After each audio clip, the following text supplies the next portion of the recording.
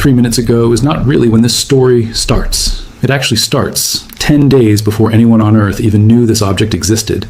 And by the very end of this video, you will understand exactly why two of the most powerful telescopes ever built, James Webb and the Vera Rubin Observatory, both ended up staring at the exact same object without even planning to, on July 1st. Well, 2025, a survey system called ATLAS, which stands for Asteroid Terrestrial Impact Last Alert System, spotted something moving through our solar system from a facility in Rio Hurtado, Chile. At first, it got a technical label, C/2025N1, but within days, astronomers confirmed something remarkable. This object was not from our solar system at all. It had come from somewhere else entirely, out of interstellar space, and it was only the third such object ever confirmed in human history. It was given the name 3I/Atlas, and almost immediately, observatories around the world turned their attention toward it. Here's where the story gets interesting. A few weeks after the official discovery, scientists working with the brand new Vera C. Rubin Observatory in Chile went back through their archived data, just routine housekeeping, checking old test images from a testing phase called science validation. And there it was, sitting quietly in the background of images taken on June 21st, 2025, 10 full days before Atlas ever announced the discovery, was 3I/Atlas. Nobody at Rubin Observatory even knew it was there at the time. The telescope was not hunting for interstellar objects that night. It was simply doing calibration work, testing its systems, pointed in a direction that happened purely by chance to include the exact patch of sky where this interstellar visitor was quietly passing through. Rubin continued to accidentally photograph the object all the way through July the 20th, 2025, collecting nearly 100 exposures in total, and researchers eventually used 49 of those images in a full scientific study. This makes Rubin Observatory's images among the earliest and highest resolution pictures of 3I/Atlas that exist anywhere on Earth, captured entirely by accident before most of the world even knew the object was real. What did those images actually show? Quite a lot, honestly. Rubin's data revealed that the object had a growing coma, meaning a cloud of gas and dust surrounding its core, and that cloud expanded by more than 50% during the observation window as the object moved closer to the sun and started heating up. That alone is completely normal comet behavior. But there was one detail that genuinely surprised scientists. The object had a dust tail pointing toward the sun instead of away from it. Under normal circumstances, a comet's tail points away from the sun because sunlight physically pushes dust particles backward. A sunward-facing tail is rare, though not unheard of. Researchers have seen a similar effect in at least one other distant comet before. Scientists explain this using something called anisotropic dust emission, essentially meaning the dust wasn't being released evenly in all directions from the object's surface, which can create unusual tail shapes depending on the angle of observation. It is a strange, interesting detail, but it is explainable science, not a mystery with no answer. Before we go further into the chemistry side of this story, it's worth understanding exactly what kind of telescope managed to catch this object completely by accident. The Vera C. Rubin Observatory sits on a mountain called Cerro Pachón in Chile, a location chosen specifically because of its dry air and dark skies, ideal conditions for observing faint objects in deep space. Its main mirror is 8.4 meters wide, roughly as wide as a tennis court is long, and attached to it is the LSST camera, the largest digital camera ever built, capable of capturing 3,800 megapixels in a single image. At the time it photographed 3I/Atlas, this observatory had not even officially started its real mission yet. It was still in a testing period called science validation, essentially a dress rehearsal phase where engineers and scientists check every part of the system, the optics, the camera, the software pipelines, before the real 10-year survey begins. During this phase, the telescope is pointed at various patches of sky simply to test image quality, calibration accuracy, and system reliability, not to hunt for specific objects. That is exactly why nobody realized 3I/Atlas was sitting inside these test images for weeks after they were actually taken. Researchers only found it later, after the official discovery announcement, when they went back through the archived commissioning data, specifically to check whether the object might have shown up earlier by coincidence, and it had, hiding quietly in the background of ordinary calibration images, 10 full days before the rest of the world even knew to look for it. Here's the part that shows just how good this discovery process actually was. Rubin captures images across 6 different filters, covering different colors and wavelengths of light, often referred to using the letters U, G, R, I, Z, and Y. Scientists were able to measure the object's position across all of these different bands with a typical precision of about 70 milliarc seconds, an extraordinarily tiny angle when you consider how far away and how faint the object actually was at that point. For comparison, Rubin's general precision on fixed, unmoving background stars is even sharper, closer to just 3 milliarc seconds. So the slightly coarser precision on 3I/Atlas simply reflects the challenge of tracking something that is actually moving relative to the background sky. This level of detail allowed the research team, led by astronomer Colin Orion Chandler, along with more than 300 other collaborating scientists, to publish a full paper analyzing the astrometry, meaning precise position tracking, along with the brightness, shape, and activity levels of the comet, based entirely on this accidental early data. Now let's talk about James Webb, because this is where the story connects. On August 6, 2025, the James Webb Space Telescope turned its near-infrared spectrograph instrument, called NIR-SPEC, directly at 3I/Atlas. This was Webb's first real look at the object, and it followed observations already made by the Hubble Space Telescope and NASA's Sphere-X mission. Webb's job here was different from Rubin's. Rubin captured images, essentially photographs, showing shape, brightness, and movement. Webb went further, using spectroscopy to actually break down the light coming from the comet and figure out its chemical composition, almost like a fingerprint. And Webb found something unusual almost immediately. Inside the comet's coma, scientists detected carbon dioxide, water, water ice, carbon monoxide, and a smelly compound called carbonyl sulfide, all fairly typical comet ingredients on their own. But the ratio of carbon dioxide to water was the highest ever recorded in any comet observed by scientists, solar system or interstellar. That ratio matters because it tells astronomers something about the environment this object originally formed in. Environments with different temperatures and different amounts of sunlight produce different chemical ratios inside a forming comet. Then, in December 2025, Webb looked again. As 3I/Atlas made its closest pass by the Sun on October 29, 2025, a moment scientists call perihelion, the comet's ancient ice began rapidly turning to gas, creating a brighter, more active coma that was perfect for detailed observation. Webb captured this moment on December 22, 2025, right after the object made its closest approach to our own Earth on December 19th, passing at a safe distance of about 168 million miles away, roughly 270 million kilometers, posing zero threat to our planet at any point. In this second, deeper look, Webb measured something even more revealing: specific ratios of carbon and deuterium, sometimes called heavy hydrogen, locked inside the comet's ice. These exact ratios do not match anything found in comets that formed inside our own solar system. Working backward from that chemical signature, researchers were able to estimate where and when this object was actually born, and the answer was staggering. Based on Webb's data, scientists calculated that 3I/Atlas likely formed somewhere between 10 and 12 billion years ago in a cold, distant region of the early Milky Way galaxy. For comparison, our own solar system, including Earth, the Sun, and every planet we know, is only about 4.6 billion years old. This means the ice and dust that make up this comet were already floating through space, frozen and unchanged, for billions of years before our own Sun even finished forming. Some researchers have pointed out that this makes 3I/Atlas nearly as old as the universe itself, which is estimated to be roughly 13.8 billion years old. This research was formally published in the scientific journal Nature on June 22, 2026, after passing through peer review, meaning independent scientists checked the data and the conclusions before it was allowed to be published. So here's the honest answer to the big question everyone online keeps asking. Is this the terrifying alien object some corners of the internet keep claiming it is? No, it is not. Scientists have been extremely clear and consistent about this, and it is worth walking through exactly why they are so confident, rather than just taking their word for it. First, the object behaves exactly like a comet is expected to behave, developing a coma as it approaches the Sun, releasing gas and dust in a pattern that matches physical models built from decades of studying comets inside our own solar system.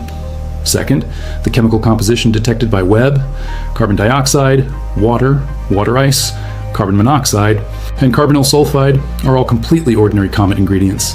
The same basic building blocks scientists have already cataloged and studied for decades, found in comets that formed right here in our own solar system, just present in a different ratio, which tells us about temperature and formation conditions rather than suggesting anything artificial or engineered.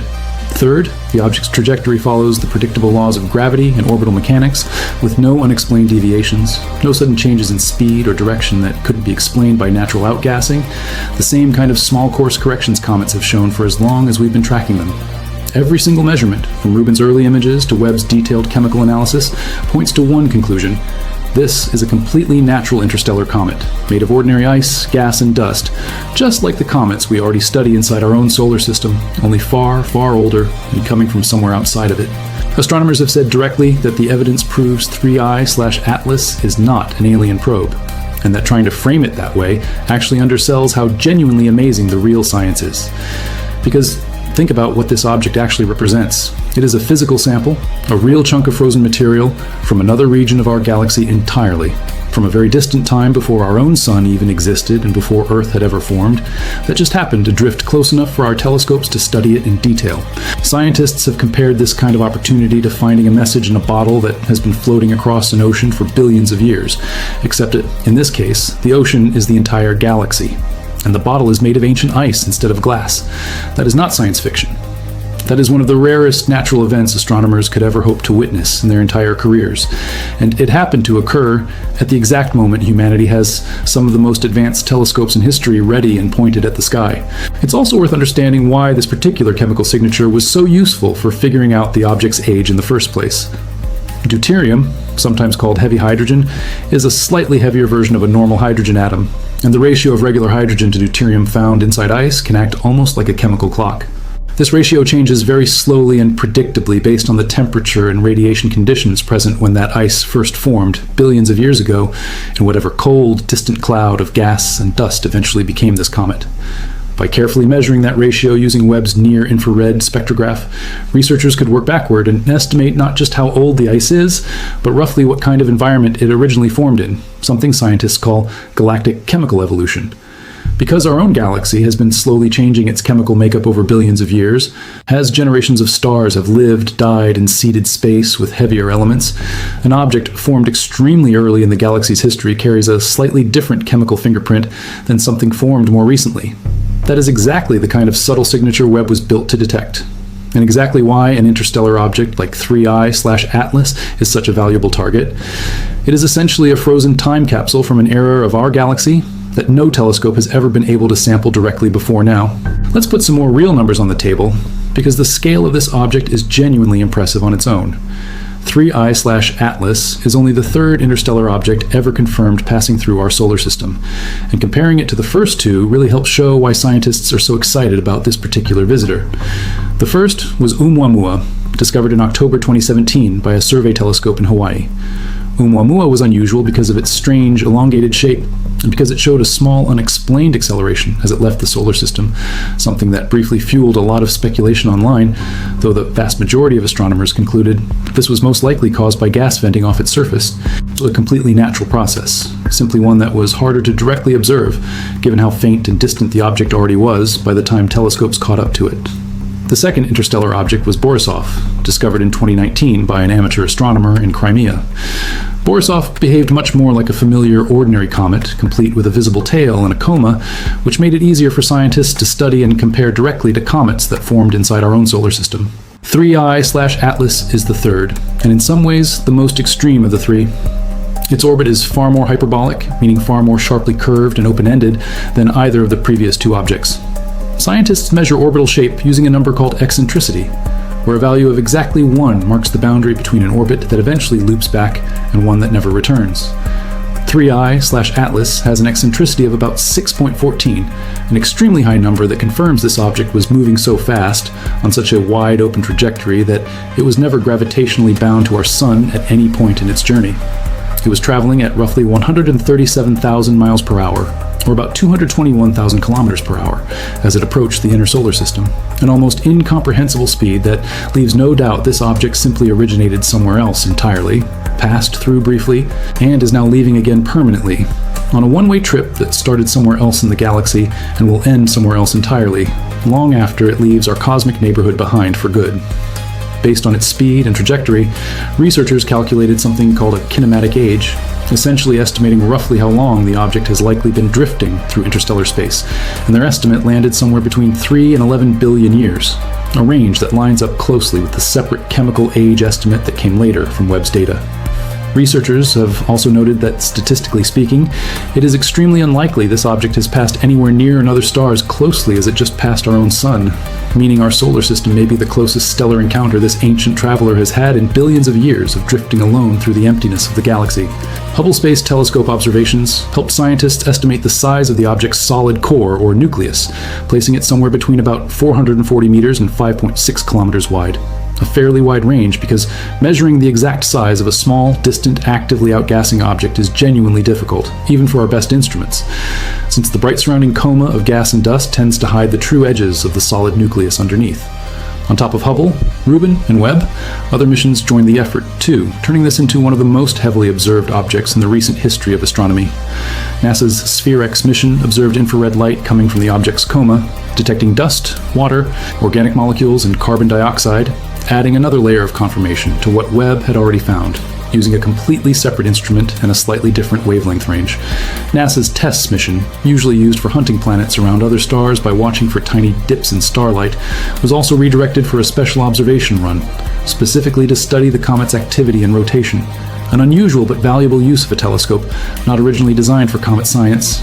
Even a European spacecraft called JUICE, which is currently on its way to study Jupiter's moons, managed to capture an image of 3I/Atlas in November 2025, as it happened to be in a useful position along its own separate journey through the solar system.